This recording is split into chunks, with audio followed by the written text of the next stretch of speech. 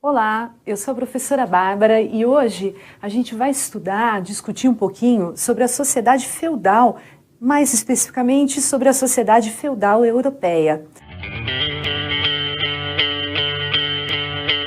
A gente vai tentar perceber quais eram as relações que estruturavam essa sociedade. As relações, na maior parte das vezes, eram relações de exploração. Acompanhando na tela, as relações de vassalagem ou servidão, o poder sobre a terra e sobre os homens e o sistema todo que era amparado por reis e pela igreja. Para a gente entender qual é o funcionamento dessa sociedade, a gente tem que pensar que não é uma coisa assim tão simples, como normalmente a gente acaba vendo em alguns livros que são didáticos ou paradidáticos do ensino fundamental, do ensino médio. E também não dá para acreditar em muitos escritos que são feitos por pessoas que não são da área, porque na maior parte das vezes, quando a gente observa esses textos, a gente ouve ou lê expressões do tipo: a Idade Média era a idade das trevas, era uma idade intermediária entre a grande antiguidade clássica e depois a época moderna, onde o Renascimento, o racionalismo tomaram conta da sociedade. Ou seja, sempre que a gente lê algo que não é tão aprofundado, que não é feito por historiadores, a gente acaba tendo uma visão um pouco equivocada da Idade Média. Pelo contrário, a Idade Média não é a Idade das Trevas. A Idade Média é um contexto fundamental, importante da história. Precisamos conhecer os seus detalhes e, obviamente, aquela velha ideia: a gente estuda o passado para compreender o tempo presente. Então, quando a gente fala das relações sociais, políticas, econômicas, as transformações culturais que aconteceram na Idade Média, se a gente estudar a sociedade feudal, a gente vê que a gente carrega uma série de permanências até os dias de hoje. A gente estuda o passado para compreender o tempo presente, para evitar cometer os mesmos erros do passado e para tentar um desenvolvimento. Essa é a ideia, esse é o objetivo, essa é a função da história. E quando a gente para pensar que até hoje nós carregamos permanências, apesar de várias transformações que ocorreram desde a Idade Média, pode parecer estranho, né? Como em 2000 e alguma coisa, em 90, em 80 do século XX ou do século XXI, nós carregamos permanências medievais. A gente vai ver nessa aula que sim, algumas permanências estão tão presentes, nós introjetamos e muitas vezes nem nos damos conta. Então, a ideia é pensar o seguinte: a sociedade feudal europeia, durante a Idade Média, mas especificamente a sociedade feudal europeia, ela está baseada em relações de exploração. De exploração e, ao mesmo tempo, de acordos mútuos. Como assim?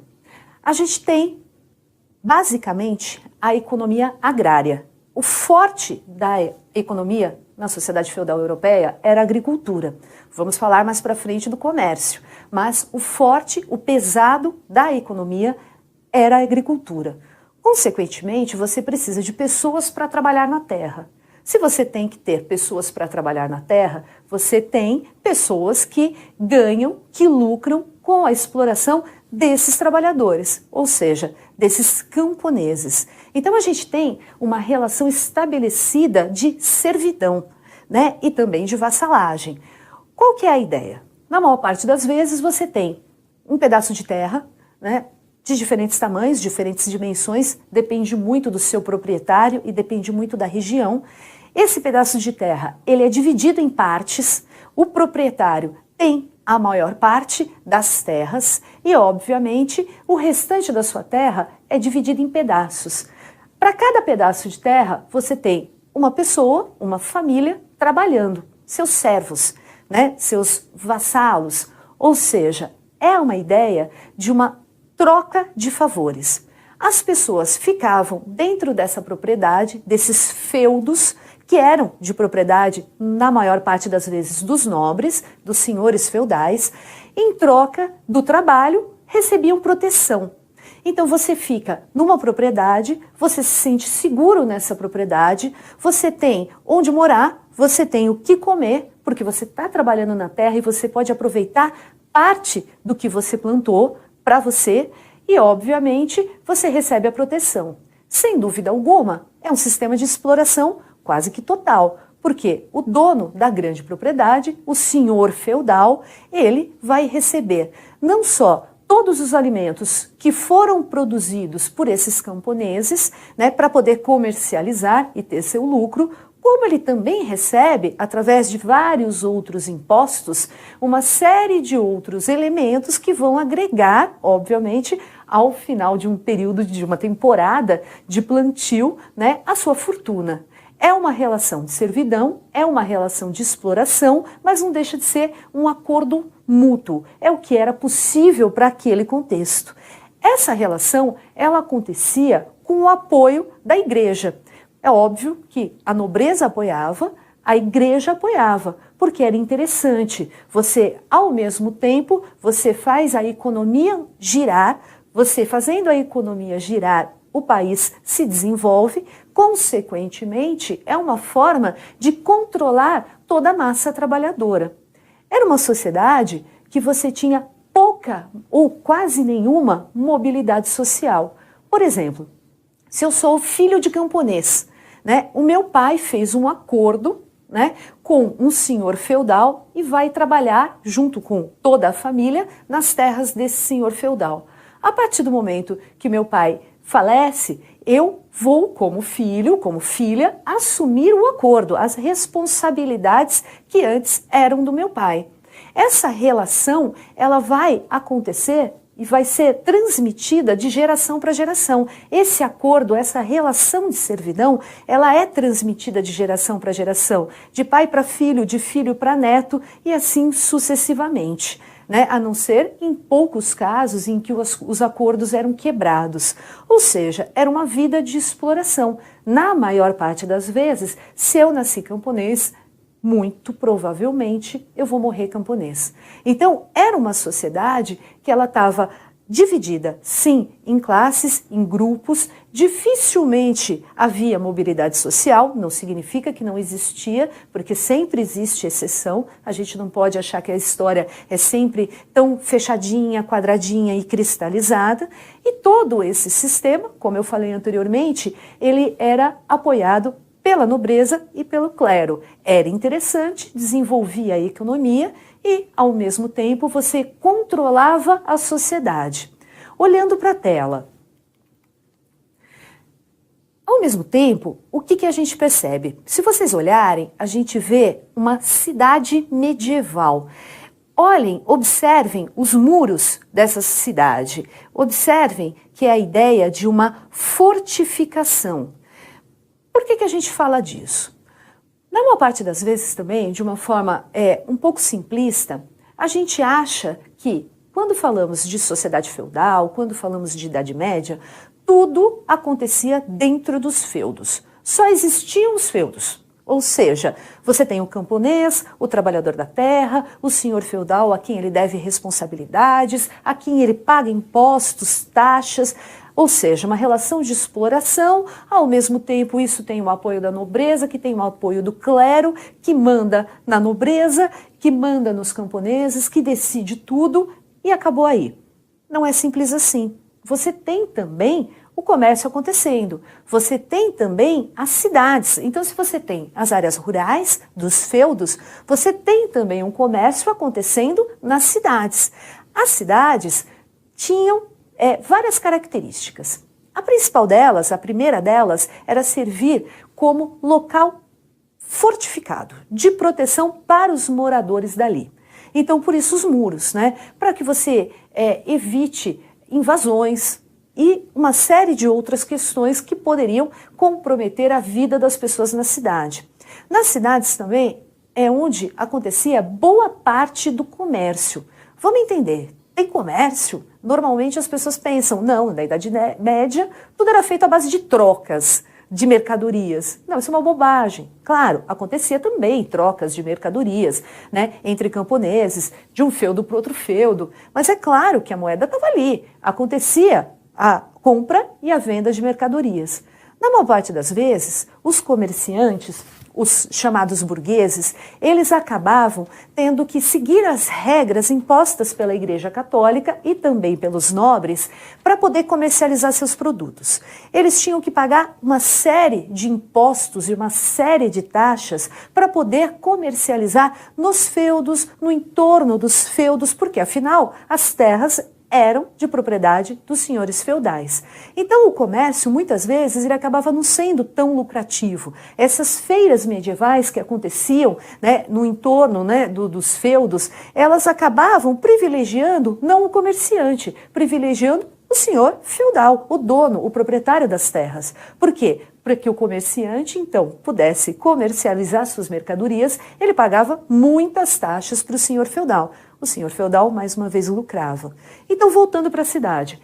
Nas cidades, esse comércio que antes acontecia muitas vezes, né, em locais de passagem ou até nas áreas rurais, esse comércio começou a ocorrer de uma forma mais intensificada dentro dessas cidades fortificadas, desses chamados burgos.